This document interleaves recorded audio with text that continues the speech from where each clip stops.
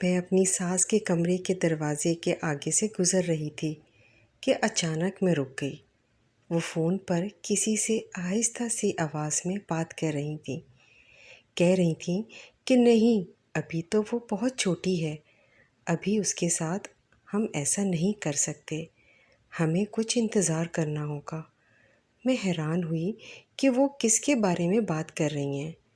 جیسے ہی میں کمرے میں گئی تو میری ساس نے فوراً فون بند کر دیا اور مجھے ڈانٹتے ہوئے کہنے لگی کہ تم کیا چھپ کر میری باتیں سن رہی تھی؟ میں اب اسے کیا کہتی، کیونکہ مجھے کافی دنوں سے اپنی ساس کی حرکتوں پر شک ہو رہا تھا۔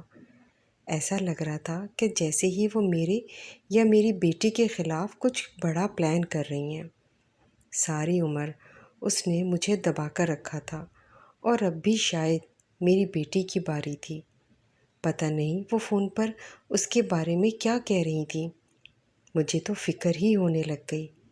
اسی لیے شام کو جب میری ساس نے میری بیٹی کو کہا کہ آؤ بازار تک چلتے ہیں، تو میں نے اپنی بیٹی کو آنکھوں کے اشارے سے منع کر دیا کہ کہیں جانے کی ضرورت نہیں ہے۔ اس دن تو میں نے نظر انداز کر دیا، لیکن ایک دن پھر سے میں نے اپنی ساس کو دروازے پر کسی سے بات کرتے دیکھ لیا۔ وہ پھر سے یہی بات کہہ رہی تھی کہ میں نے تمہیں اس دن بھی سمجھایا تھا کہ ابھی یہ سب کرنے کی ضرورت نہیں ہے، جب کچھ کرنا ہوگا تو میں تمہیں خود بتا دوں گی، ابھی یہ موقع ٹھیک نہیں ہے، ابھی وہ بہت چھوٹی ہے، ابھی میری پوتی کی عمر نہیں ہے۔ میرے قریب جاتے ہی میری ساس نے زور سے دروازہ بند کر دیا اور مجھے دیکھنے کا موقع ہی نہیں دیا کہ باہر دروازے پر کون تھا اور وہ کس سے بات کر رہی تھی۔ میں نے اپنی ساس کو مشکوک نظروں سے گھورا تو وہ جلدی سے اپنے کمرے میں چلی گئی۔ ویسے بھی اس نے میرے کسی سوال کا جواب بھی نہیں دینا تھا، اسی لیے میں چپ رہی۔ دن یوں ہی گزرنے لگے۔ مجھے یاد ہے کہ وہ شدید گرمیوں کا ایک دن تھا اور موسم بھی کافی حبس زدہ تھا۔ اس دن میرا دل بہت بری طرح سے گھبرا رہا تھا، ایسے لگ رہا تھا جیسے کچھ برا ہونے والا ہے۔ میں نے گھڑی کی طرف نظر دوڑائی تو یہ دیکھ کر میرا دل دھک سے رہ گیا کہ 3 بج رہے ہیں اور ابھی تک میری بیٹی اسکول سے واپس نہیں آئی تھی۔ میرے ذہن میں اپنی ساس کی آواز گونجی۔ صبح گھر جاتے ہوئے اس نے مجھے سختی سے تاکید کی تھی کہ میں اپنی بیٹی کو اسکول سے خود لینے جاؤں اور اسے ہرگز بھی اکیلا نہ آنے دوں، مگر چونکہ ساس گھر پر نہیں تھی تو میں نے سوچا کہ میری بیٹی کون سا چھوٹی ہے، 10ویں کلاس میں تو پڑھتی ہے، خود ہی واپس آ جائے گی۔ ویسے بھی مجھے گھر پر کافی کام تھے اور اسی لیے میں نے اپنی ساس کے گھر سے جانے کو غنیمت سمجھا اور اپنی بیٹی کا انتظار کرنے لگی کہ کب وہ اسکول سے واپس آ جائے، مگر اب 3 بجے کا وقت ہو رہا تھا اور وہ ابھی تک نہیں آئی تھی تو میری جان نکلنے لگی۔ میں ہی تو روز اسے اسکول لینے جاتی تھی، کیونکہ یہ میری ساس نے مجھے حکم دیا تھا کہ مجھے ہر حال میں پورا کرنا ہوتا تھا۔ یہ میری روز کی ڈیوٹی تھی کہ مجھے اپنی بیٹی کو اسکول سے لانا ہی پڑتا تھا۔ مجھے اپنے ساس پر بہت غصہ آتا تھا کہ خود تو وہ کمرے میں آرام سے بیٹھی رہتی ہیں اور مجھے اتنی گرمی میں گھر سے دور جانا پڑتا ہے۔ حالانکہ میں نے اپنی ساس کو کئی بار کہا تھا کہ وہ محلے کی لڑکیوں کے ساتھ آ جایا کرے گی، مگر میری ساس کو تو مجھے تنگ کرنے میں مزہ آتا تھا اور کوئی بھی موقع ہاتھ سے جانے نہیں دیتی تھی۔ اسی لیے اس نے میرے شوہر کے سامنے ہی یہ بات کی اور میرے شوہر کو کہنے لگی کہ شہر کے حالات بہت خراب ہیں، اپنی بیوی کو بولو کہ اپنی بیٹی کی ذمہ داری خود سنبھالے۔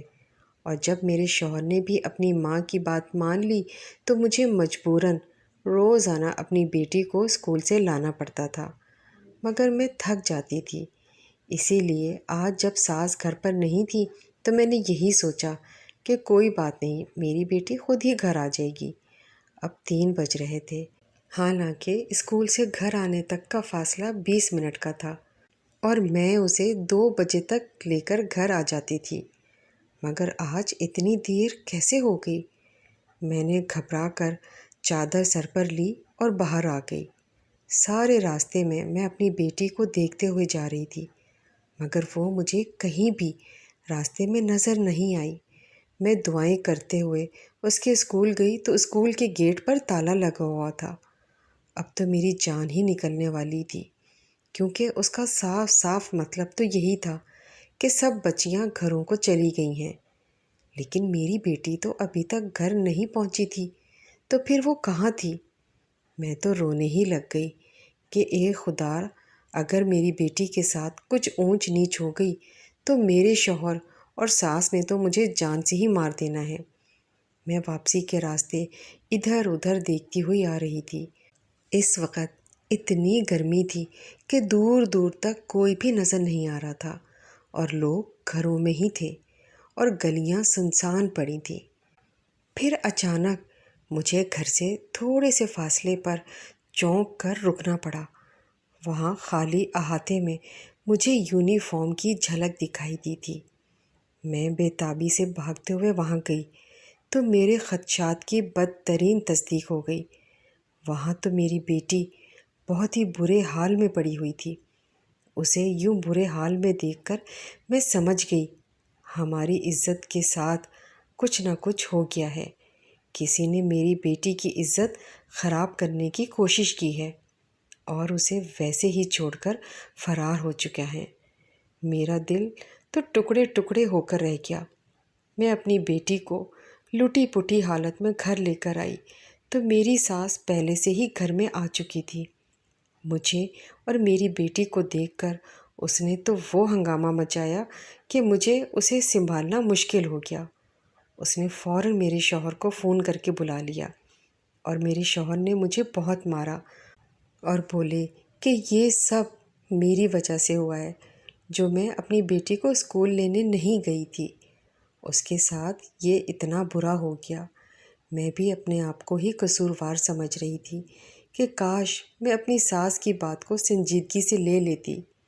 میری بیٹی سارے واقعے کے بعد بہت ڈری ہوئی تھی۔ اسے تو خود بھی معلوم نہیں تھا کہ اس کے ساتھ یہ سب کس نے کیا۔ اس نے مجھے بتایا کہ اماں، میں اسکول سے واپس آ رہی تھی کہ کسی نے میری ناک کے اوپر رومال رکھ دیا، اور اس کے بعد میں بے ہوش ہو گئی۔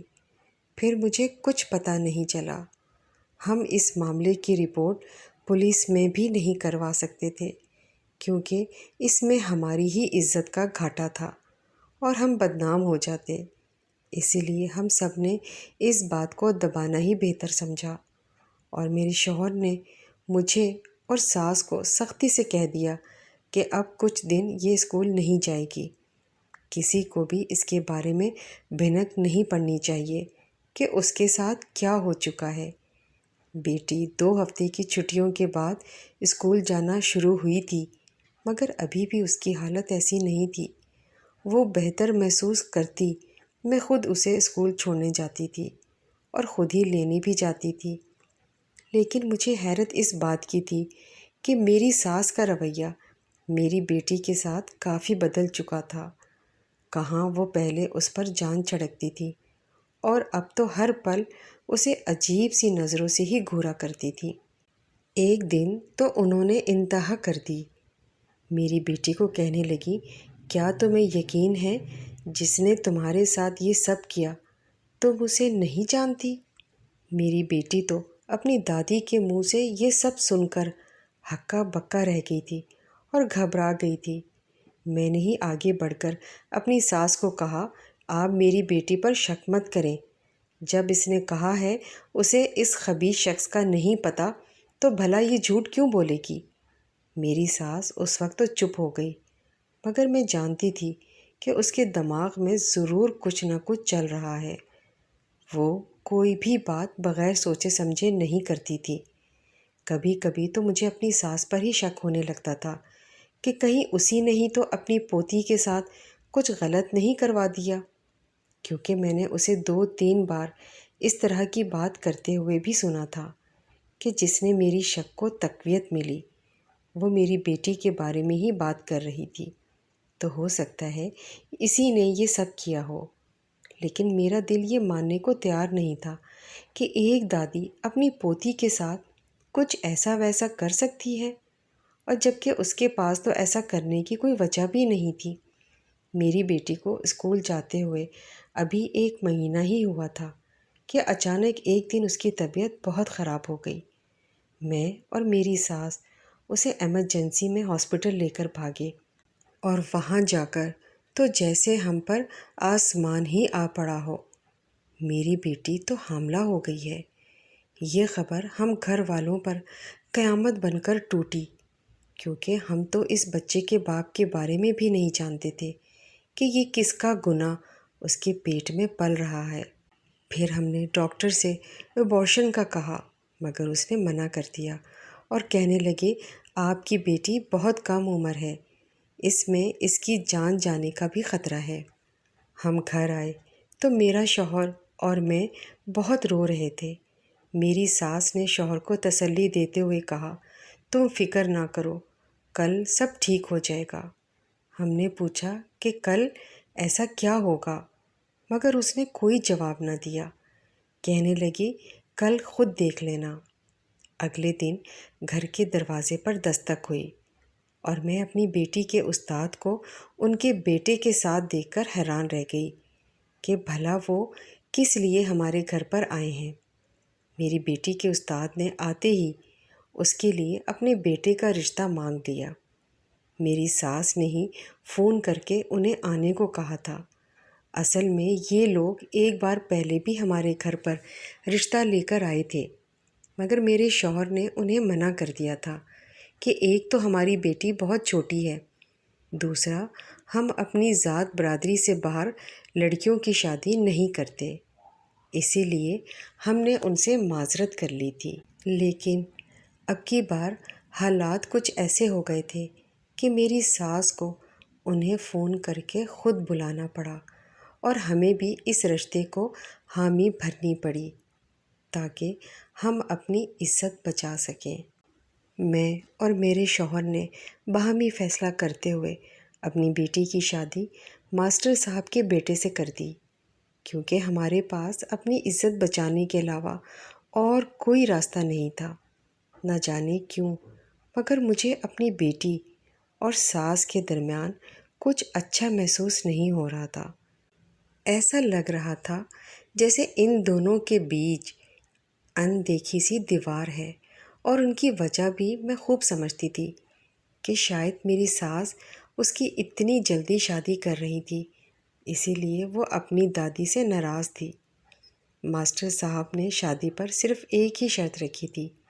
کہنے لگے ہمارے ہاں روایت ہے کہ جب تک پہلا بچہ نہیں ہو جاتا تب تک لڑکی اپنے میکے والوں سے یا اس کے میکے والے لڑکی سے نہیں مل سکتے۔ ہم اس پوزیشن میں نہیں تھے کہ ان کی کسی شرط سے انکار کرتے، اسی لیے ہمیں ان کی یہ بات بھی ماننی پڑی۔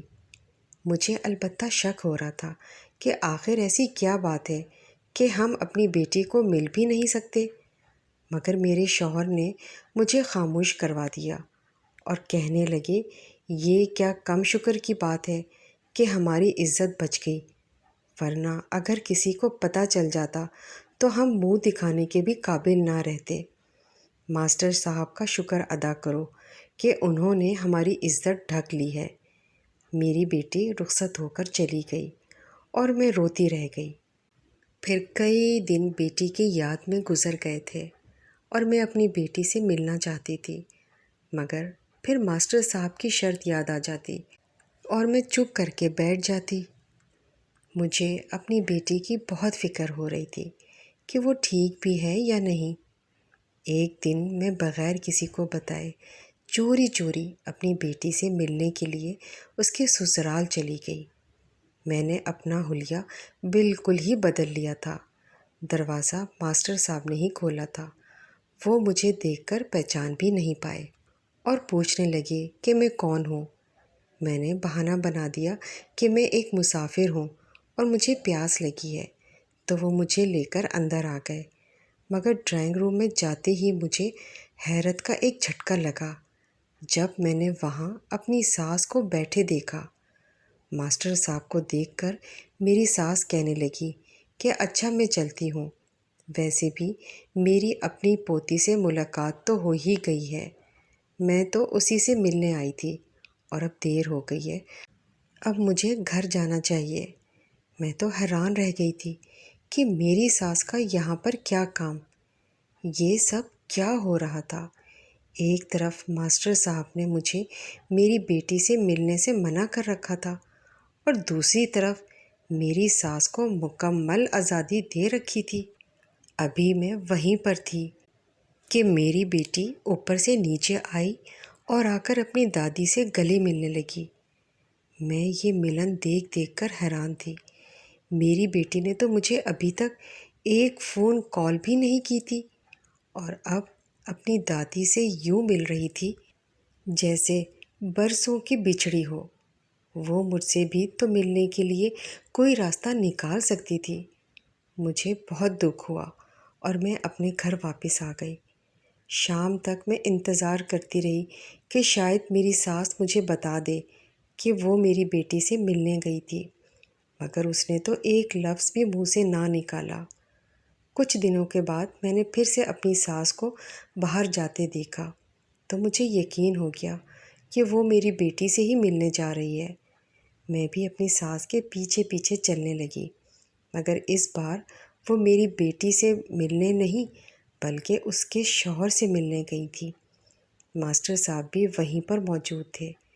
ان تینوں میں کوئی خفیہ میٹنگ ہو رہی تھی اور مجھے اتنی دور تک آواز سنائی ہی نہیں دے رہی تھی، اسی لیے میں بس اندازہ ہی لگا سکتی تھی کہ وہاں پر کیا ہو رہا ہوگا۔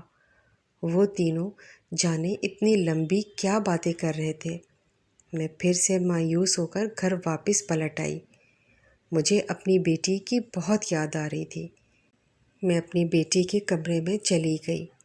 اس بیچاری کی تو تعلیم بھی مکمل نہیں ہو پائی تھی۔ اس کا بیگ دیکھ کر میں اپنے آنسوؤں پر قابو نہ پا سکی اور اس کا بیگ کھول کر اس کی کتابیں دیکھنے لگی کہ اچانک ایک کتاب سے ایک کاغذ نیچے آ کے گرا۔ وہ ایک ہاسپٹل کی رپورٹ تھی۔ میں حیران ہوئی کیونکہ میری بیٹی کی ساری رپورٹس تو میرے کمرے میں تھی۔ پھر یہ کیا تھا؟ میں نے جیسے ہی اس صفحے کو کھول کر دیکھا تو یہ دیکھ کر میں دنگ رہ گئی کہ وہ ایک پریگنینسی کی رپورٹ تھی۔ لیکن میرے لیے زیادہ حیرانی کی بات یہ تھی کہ اس پر تو تاریخ 3 مہینے پہلے کی درج تھی۔ پھر میں حساب کتاب لگانے میں مصروف ہو گئی کہ یہ کیسے ممکن ہو سکتا ہے۔ میری بیٹی کے ساتھ تو 2 مہینے پہلے ہی برا ہوا تھا۔ مجھے اچھے سے یاد تھا 2 مہینے پہلے کی بات تھی کہ میری بیٹی کی عزت پر حملہ ہوا اور پھر اس کے 1 مہینے بعد ہمیں پتہ چلا تھا کہ وہ پریگننٹ ہے، تو ہم نے فوراً ہی اس کی شادی کر دی۔ مگر یہ رپورٹ تو کچھ اور ہی کہہ رہی تھی۔ میں ہرگز بھی وہ سوچنا نہیں چاہ رہی تھی جو میرے دماغ میں آ رہا تھا۔ اچانک میری نظر اس رپورٹ کے اینڈ پر پڑی تو وہاں پر میری ساس کے دستخط بھی موجود تھے۔ اب کی بار میں نے اوپر نام دیکھا تو وہاں پر بھی مریضہ کے نام کی جگہ میری ساس کا نام درج تھا۔ تو کیا یہ رپورٹ میری ساس کی تھی؟ لیکن ایسے کیسے ہو سکتا ہے؟ میری ساس حاملہ کیسے ہو سکتی تھی؟ اور اس کی رپورٹ میری بیٹی کے کمرے میں اس کی کتاب کے اندر کیا کر رہی تھی؟ میری ساس تو ایک بہت ہی اللہ والی خاتون تھی اور وہ کبھی بھی کچھ غلط کرنے کا نہیں سوچ سکتی تھی۔ اسی لیے یہ رپورٹ دیکھ کر میرا دل مان ہی نہیں رہا تھا کہ یہ اس کی ہو سکتی ہے۔ مجھے لگ رہا تھا یہ سب ان دادی اور پوتی کی کچھ ملی بھگت کا ہی نتیجہ ہے۔ مجھے اس راز کو معلوم کر کے ہی رہنا تھا کہ یہ رپورٹ واقعی میری ساس کی ہی ہے یا کسی اور کی۔ میں نے شام کو اپنی ساس سے پوچھا بھی تھا کہ اماں جی آج کل آپ گھر سے باہر بہت چکر لگا رہی ہیں، کہاں جا رہی ہیں؟ تو میری ساس ایک لمحے کو تو گھبرا گئی مگر دوسرے ہی لمحے خود کو سنبھالتے ہوئے کہنے لگی، تم کیا میری جاسوسی میں لگی ہوئی ہو؟ میں کہاں جاتی ہوں اور کہاں نہیں جاتی، تم اپنے کام سے کام رکھا کرو۔ تو میں نے اسے کہا کہ میں سوچ رہی ہوں کہ کل اپنی بیٹی کے گھر پر ہی ہو آؤں۔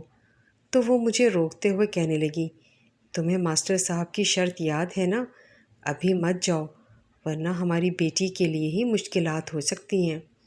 آخر وہ سب مجھے میری بیٹی سے ملنے کیوں نہیں دے رہے تھے؟ اگلے دن کی ہی بات تھی کہ میں نے دیکھا کہ میری ساس اپنے پرس میں بہت سارے پیسے ڈال رہی ہے۔ وہ یہ سارے پیسے کسی کو دینے ہی جا رہی تھی کیونکہ وہ فون پر یہی بات کر رہی تھی۔ میں نے سوچا کہ آخر تو میں پتہ لگا کر ہی رہوں گی کہ یہ سب کیا چل رہا ہے۔ اسی لیے جیسے ہی وہ گھر سے باہر نکلی تو میں بھی ان کے پیچھے پیچھے تھی، لیکن اس بار وہ نہ تو میری بیٹی سے ملی اور نہ ہی اس کے شوہر سے، بلکہ وہ سیدھا ہاسپٹل میں گئی تھی جہاں پر میں نے اپنی بیٹی کے ٹیسٹ کروائے تھے۔ پھر میں نے اپنی ساس کو اس ڈاکٹر سے ملتے دیکھا تو پریشان سی ہو گئی تھی، کیونکہ جب میں نے اس کو اپنے پرس سے پیسے نکال کر اس ڈاکٹر کو دیتے دیکھا تو میرے صبر کا پیمانہ لبریز ہو گیا۔ آخر وہ یہ سب کچھ کیا کر رہی تھی اور اس ڈاکٹر کو اتنے سارے پیسے دینے کا کیا مقصد تھا؟ میں نے آگے ہو کر بات سنی تو میری ساس ڈاکٹر کو کہہ رہی تھی، تمہارا بہت بہت شکریہ، تم نے میری عزت بچا لی تھی اور مجھے معاف کرنا کہ مجھے پیسوں کا انتظام کرنے میں تھوڑی دیر ہو گئی، لیکن میں نے اپنا وعدہ پورا کیا۔ یہ لو اور اپنے پیسے گن لو۔ میں جلدی سے آگے بڑھی اور جا کر تالیاں بجاتے ہوئے کہا، اماں جی، میں نے تو سوچا تھا آپ جیسے نیک خاتون کوئی ہو ہی نہیں سکتی۔ آپ جتنی مرضی میرے ساتھ سختی کریں، لیکن میں نے کبھی آپ کے کردار پر شک نہیں کیا تھا، یہاں تک کہ اس پریگنینسی رپورٹ پر آپ کا نام دیکھ کر بھی میں نے یہی سوچا تھا کہ شاید مجھے ہی غلط فہمی ہو گئی ہو۔ بھلا آپ اس عمر میں آ کر حاملہ کیسے ہو سکتی ہیں؟ مگر ابھی اس ڈاکٹر کو پیسے دیتے ہوئے دیکھ کر مجھے یقین ہو گیا کہ میں ہی غلط تھی اور آپ شاید غلط راستے پر چلنے لگی ہیں۔ میں ابھی آپ کے بیٹے کو فون کر کے یہ سب بتاتی ہوں۔ میری ساس کہنے لگی، پہلے پوری بات سن لو اور اس کے بعد بے شک اپنے شوہر کو سب بتا دینا۔ جس رپورٹ کی تم بات کر رہی ہو اس کے اوپر میرا نام تھا، وہ اصل میں میری نہیں بلکہ تمہاری بیٹی کی تھی، اور تمہیں یہ بھی معلوم ہوگا کہ اس رپورٹ کے اوپر 3 ماہ پہلے کی تاریخ تھی، یعنی کہ جب تمہاری بیٹی کی عزت پر حملہ ہوا تو اس سے پہلے ہی وہ پریگننٹ تھی۔ لیکن اصل میں ایسا کچھ بھی نہیں تھا، کسی نے بھی اس کی عزت پر حملہ نہیں کیا تھا، نہ ہی اس کی عزت لوٹی تھی۔ یہ سب کچھ تمہاری لاڈلی کے اپنے کارنامے تھے اور اس نے جھوٹ موٹ کا ڈرامہ کیا تھا۔ وہ اور ماسٹر صاحب کا بیٹا ایک دوسرے کو پسند کرتے تھے، اسی لیے پہلے جب وہ لوگ رشتہ لے کر آئے تو اس میں بھی تمہاری بیٹی کی مرضی شامل تھی، مگر تم میاں بیوی نے انکار کر دیا۔